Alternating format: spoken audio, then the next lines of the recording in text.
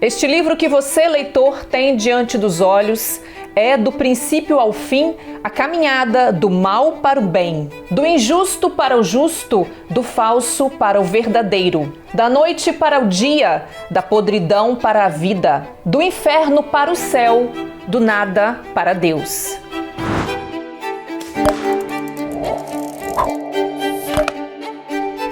Saudações literárias! É com grande honra que eu dedico esta edição do meu diário de leitura a uma das obras mais tocantes da literatura, Os Miseráveis. Trata-se de um livro tão grande em sua riqueza que foi um desafio hercúleo para mim reunir todos os detalhes interessantes. É claro que eu não dei conta, mas o problema não é meu, e sim do próprio autor, Victor Hugo, ou na pronúncia em francês, Victor Hugo, que sonhou, almejou e criou uma obra imensa. Na verdade, uma obra com pretensões de nunca ter fim.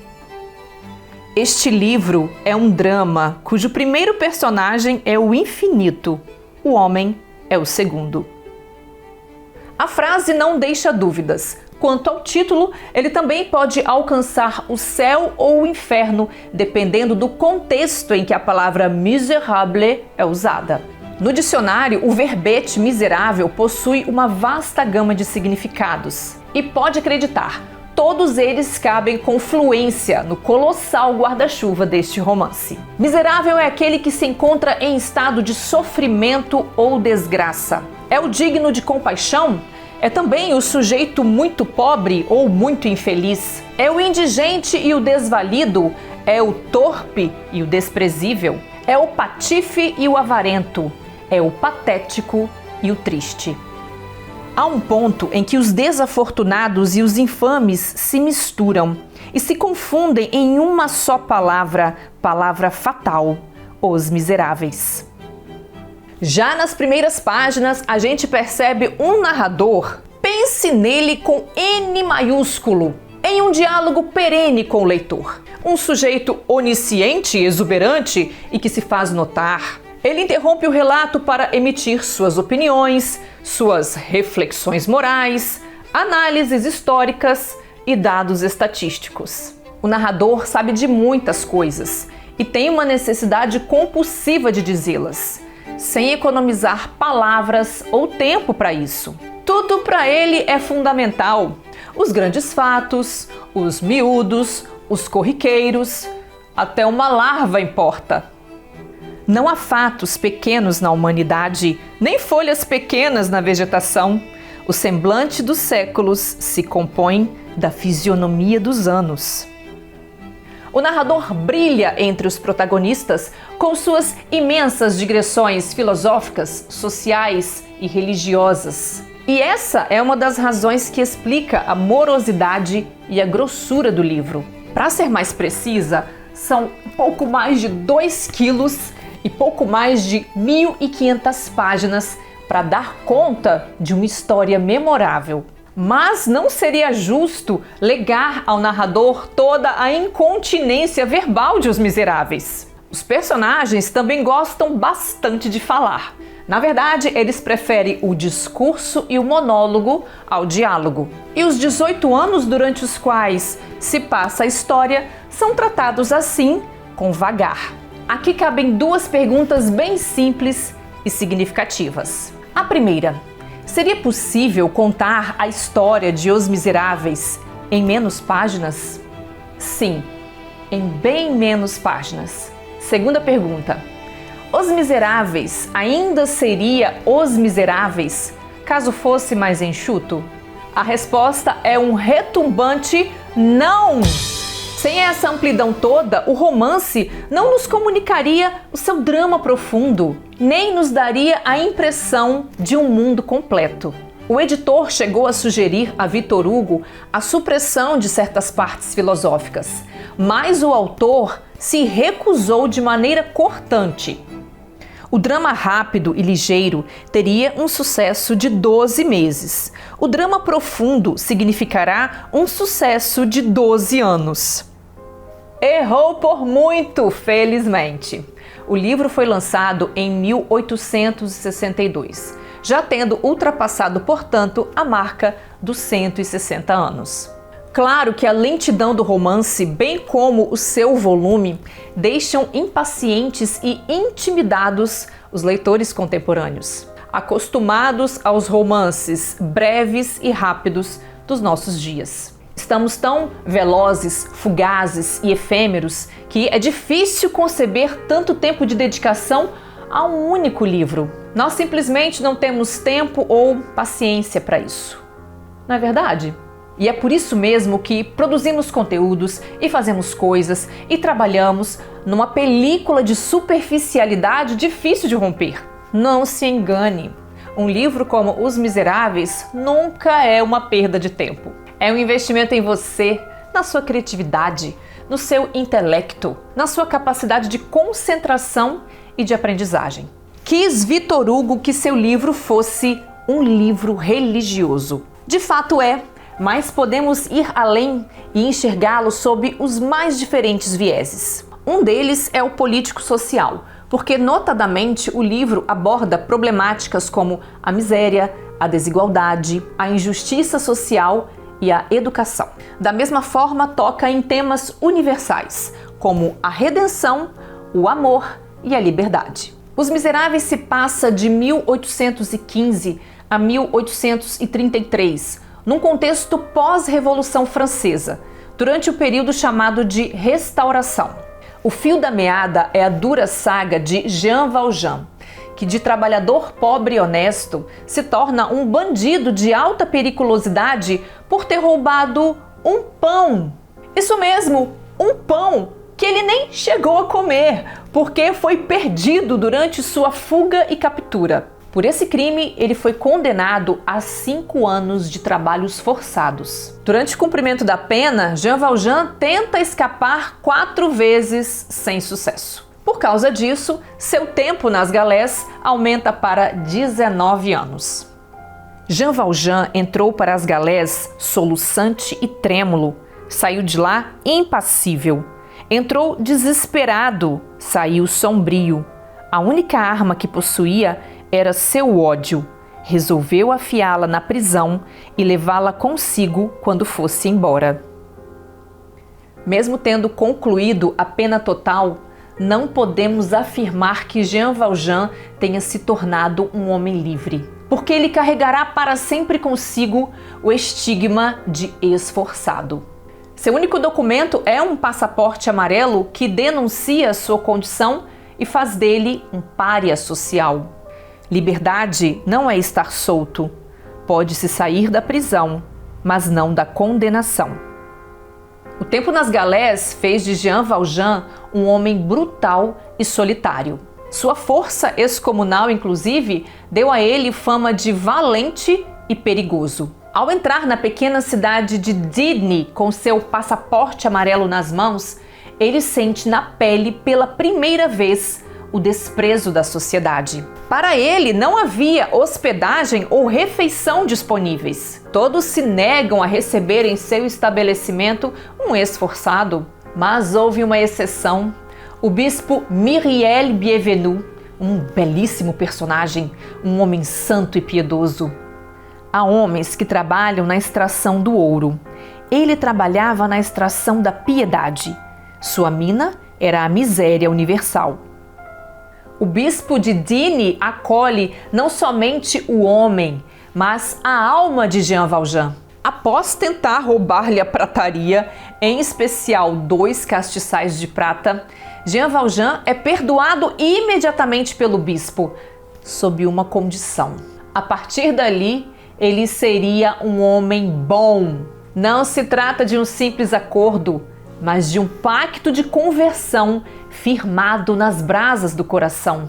Jean Valjean deixa a casa de Bienvenu confuso, porque ele sabia que precisava mais, que ele desejava ardentemente honrar aquele gesto magnífico. Sentia confusamente que o perdão daquele padre era o maior assalto e o mais pavoroso ataque que já o havia abalado. Olhou para a sua vida e achou-a horrível. Olhou para a sua alma e achou-a medonha. O que aconteceu a Jean Valjean foi uma transfiguração. Sendo assim, ele cumpre a promessa. Torna-se exemplo de uma integridade máxima, de uma bondade tão opressora que ele passa o tempo todo e todo o tempo sofrendo para tentar se lavar de seus pecados passados, numa ciranda sem fim de sacrifícios, renúncias, generosidades e abnegações. Jean Valjean estava permanentemente preocupado com dois únicos pensamentos: ocultar seu nome e santificar sua vida, escapar aos homens e voltar para Deus. E o que ele queria expulsar havia entrado, o que ele queria cegar olhava para ele. Era sua consciência. Sua consciência quer dizer Deus. Não será fácil para o nosso herói, até porque na vida de todo herói existe um vilão, ou como preferimos dizer na literatura, um antagonista, que aqui atende pelo nome de Javert. Desgraçado de quem ele caísse nas mãos, prenderia o próprio pai se o encontrasse fugindo da prisão, denunciaria a mãe se ela escapasse do exílio, e teria feito isso com uma espécie de satisfação interior própria da virtude. Mais um personagem muito bem construído em sua personalidade fleumática e reta. Javert é o policial que reconhece Jean Valjean dos tempos das galés. Só que a essa altura, Jean Valjean já não é mais Jean Valjean. Agora ele é o Senhor Madeleine, empresário próspero e prefeito da pequena cidade de Montreuil-sur-Mer. Mas Javert é um cão farejador, obcecado por fazer valer a lei, e que assim não se deixa enganar por essa nova e falsa identidade. Ao desmascarar o esforçado, que na verdade se desmascara ele próprio, tem início uma perseguição implacável que só terá fim, você já pode imaginar, com a morte. Jean Valjean escapará de Javert diversas vezes e a cada vez assumirá um novo nome e uma nova persona. Além do bispo Bienvenu, a jovem Fantine também firmará um pacto com Jean Valjean logo na segunda parte do livro, promovendo mais uma mudança definitiva em sua natureza. Fantine pedirá a ele para cuidar de sua pequena filha Cosette, que de fato será criada por Jean Valjean com amor paternal. Esse homem aceitava tudo, desculpava tudo, perdoava tudo, bendizia tudo, queria bem a tudo, só pedia a providência aos homens, às leis, à sociedade, à natureza, ao mundo, uma coisa: que Cosette o amasse. São tantos personagens magníficos neste livro. Permita-me citar mais dois. Primeiro, Thénardier, um trambiqueiro de mil faces, criminoso, oportunista e cínico. Se Javert é o antagonista, Thénardier é o vilão encarnado. Se Javert é um cão farejador, Thénardier é um cão sarnento e vigarista. A gente só releva parte das suas maldades por causa do toque de ironia que Victor Hugo emprega nesse cara. O segundo personagem que eu gostaria de citar é Marius Pontmercy, ou em francês, Marius Pontmercy. Marius é um jovem estudante de direito que começa a história rico, depois fica pobre e termina rico de novo. Também começa grande, mas vai minguando no correr dos acontecimentos. Marius é um homem que fraqueja, que duvida, que hesita, que muda de opinião. Assim, é inevitável, a nossa empatia por ele vai se descolando à medida que ele tropeça. Mas se olharmos para Marius com menos emoção e mais criticidade, vamos descobrir que ele é pequeno porque é humano e porque é um homem no meio de gigantes. Marius vivera muito pouco ainda para saber que não há nada mais iminente do que o impossível e que o que sempre é preciso prever é o imprevisto. Ele assistia a seu próprio drama como uma peça incompreensível. Convenhamos, como Marius pode brilhar ao lado de um gigante como o Jean Valjean, que é uma figura claramente cristológica, e de outro gigante como Javert, que encerra em si toda a maldade do bem. Gigantes que, diferentemente de Marius, são homens completos, cuja existência, justamente por isso, beira a impossibilidade.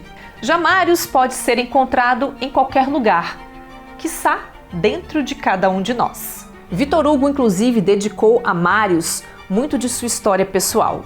Para todos os efeitos, portanto, Marius é Victor Hugo, notadamente no que se refere à mudança de posicionamento político, algo que ambos experimentaram em suas respectivas trajetórias. Falando no criador, além de poeta, dramaturgo e romancista, Victor Hugo foi político e, como tal, teve destacada atuação contra Luís Napoleão, que num golpe de Estado dissolveu a República e restaurou o regime monárquico na França em 1852. Perseguido, Hugo parte para um longo exílio em Guernsey, uma ilha no Canal da Mancha e pertencente à coroa britânica. Foram quase 2 décadas longe da França, durante as quais o escritor teve ócio criativo suficiente para se dedicar àquela que seria a sua maior obra em prosa. Um retrato feito com realismo e fantasia. Em intenção, um livro que prometia ser grande. Sim, claro, estamos falando de Os Miseráveis. Victor Hugo foi tão genial neste livro que ele conseguiu habilmente criar uma ficção com áreas de realidade. Então, atenção! Esta obra não é uma fotografia fiel da história da França. A verdade é que a história real se dobra aos interesses do narrador de Os Miseráveis. Nitidamente, o narrador é um sujeito que ama a sua cidade e que nos doutrina com seus conhecimentos e sua visão de mundo. O escritor peruano Mário Vargas Llosa coloca uma lupa sobre Os Miseráveis e nos alerta neste ensaio intitulado A Tentação do Impossível que nem tudo é o que parece. Hugo se baseou em casos, depoimentos e documentos verídicos para criar a sua maior ficção. A digressão mais longa do livro é a Batalha de Waterloo, que realmente marca a derrota de Napoleão e é esmiuçada em detalhes mínimos pelo narrador, que vai tentar te convencer de que aquilo tudo que ele diz aconteceu na íntegra. É bom você duvidar. Outro fato histórico real que ganha uma roupagem de ficção é a insurreição de junho de 1832, quando os franceses foram às ruas lutar em barricadas contra o governo. Reais também são os problemas sociais abordados, como a pobreza, a fome e a prostituição. Em Os Miseráveis, você os encontrará descritos em cores vivas. A pobreza, em particular, é tratada de uma forma tão comovente que é quase possível tocar nos trajes ridículos, horrivelmente disparatados, nos chapéus estragados, nos bonés encardidos, nos horrorosos gorros de lã, nas jaquetas pretas rasgadas nos cotovelos, nas botas furadas, nas vergonhas injustas e nas pungentes humilhações da miséria. Quanto ao vinho, bebia água. Comer suas roupas e seu relógio, isso não era nada. Ele comeu esta coisa inexprimível, a que chamam de o pão que o diabo amassou. Novamente, eu chamo aqui a sua atenção. O romance distorce sutil e profundamente o retrato da sociedade francesa da época. Então, é de bom tom e de bom senso não perder de vista a natureza imaginativa do romance. A verdade é que Victor Hugo semeou em Os Miseráveis todos os seus sonhos e ideais de um mundo livre da miséria. Ele foi um homem genial, sem dúvida, o maior nome de seu tempo. Inquieto, turbulento, leitor ávido e escritor compulsivo. Já até fizeram as contas. Se você se propusesse a ler tudo o que Victor Hugo escreveu ao longo da vida, não levaria menos de 10 anos. Além de todas as intensas atividades intelectuais que acumulava, Hugo teve uma vida amorosa igualmente movimentada. Ele foi casado, teve filhos e inúmeras amantes. Outra curiosidade da sua biografia é que, por pouco mais de 2 anos, ele praticou o espiritismo.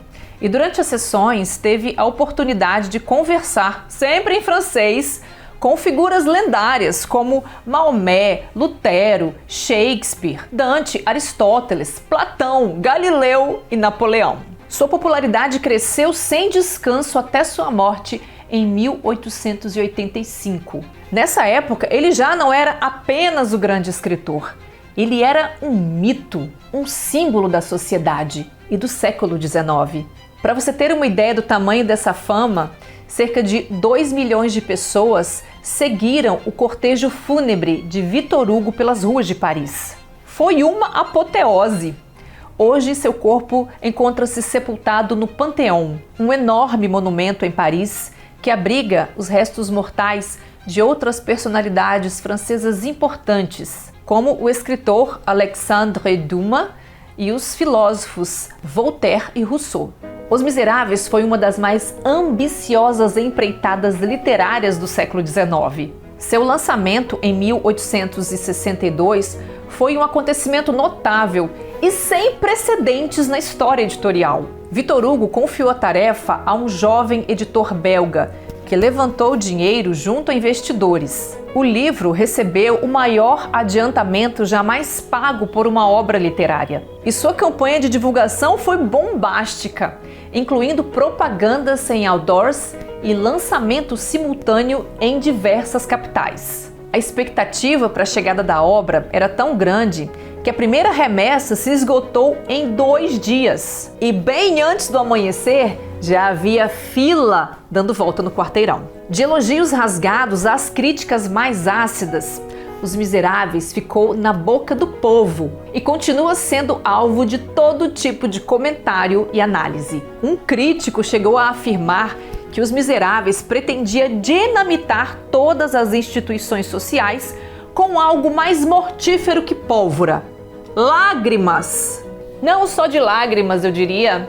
Victor Hugo fez uso de exageros dramáticos e incontáveis coincidências para criar uma narrativa complexa e em ritmo ondulante, repleta de idas e vindas. O livro é dividido em 5 partes, sendo que todos os personagens estão relacionados de alguma forma e se encontram em algum momento. O acaso é um fenômeno permanente nesta história, ou seja, coincidências acontecem constantemente e isso torna o enredo bastante inusitado. Para mim, o encontro fortuito mais assombroso atende pelo título de O Intestino do Leviatã.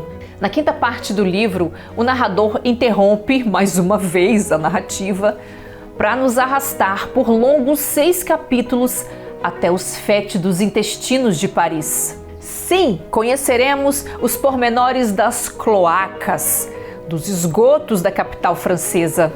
Todo tipo de lendas hediondas cobriam de terror essa pia colossal, latrina temida, marcada tanto pelas revoluções do globo como pelas revoluções dos homens, e onde se encontram vestígios de todos os cataclismos. É o cenário mais dramático de toda a história. Pelas galerias dos esgotos, acompanharemos o Calvário de Jean Valjean, que leva às costas o corpo inanimado de Marius.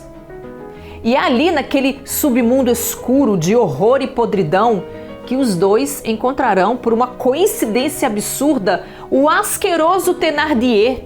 Já falamos dele, mas antes de sabermos o que se passará entre eles, o narrador contará longamente a história da construção dessas galerias subterrâneas, nos munirá de números e ainda discorrerá com muita propriedade as possibilidades de extrairmos adubo de fezes humanas.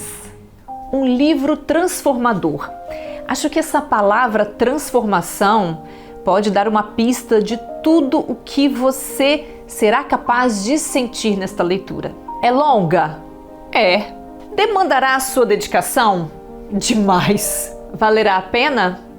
Muito. Mas se ainda lhe falta coragem, você pode encarar como um desafio pessoal. Vencido, você terá o orgulho de dizer: eu li Os Miseráveis. Eu li mais de 1.500 páginas de uma saga extraordinária. Eu me junto aos grandes leitores de clássicos que desejam um mundo mais justo, mais racional e mais belo. Esta edição do meu diário de leitura, você percebeu, foi mais longa em respeito ao colosso dessa obra. Além do mais, nem o narrador, nem Victor Hugo economizaram palavras.